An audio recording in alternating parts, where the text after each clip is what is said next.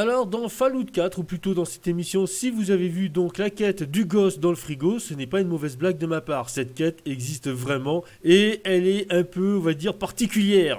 En effet, au sud du Commonwealth, vous allez entendre une petite voix dans un frigo qui va vous appeler à l'aide.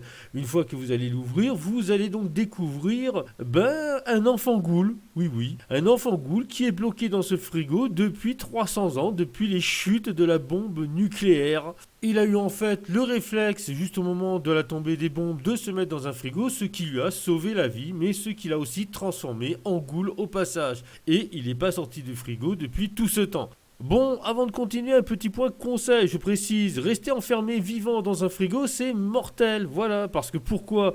L'air se raréfie rapidement et vous allez mourir étouffé. Maintenant c'est dit, on va continuer. Donc le petit Billy est totalement perdu, il va falloir le ramener chez lui pour voir à quoi ressemble sa maison.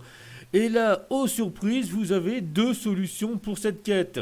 Alors la première solution, vous franchissez la carte et vous le ramenez chez lui à ses parents qui ont aussi survécu et qui sont aussi transformés en ghouls. C'est la famille donc Peabody au passage.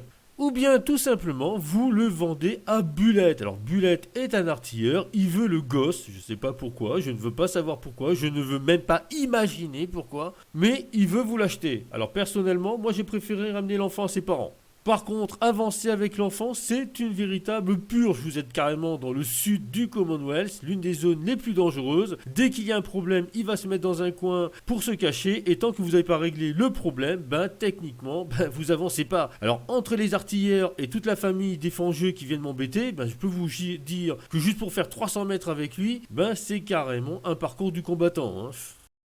Tu ressembles à un truc qu'on a oublié dans un coin du frigo et qu'on retrouve des mois plus tard. Ah ouais? Eh ben vous êtes... Oh, laissez tomber.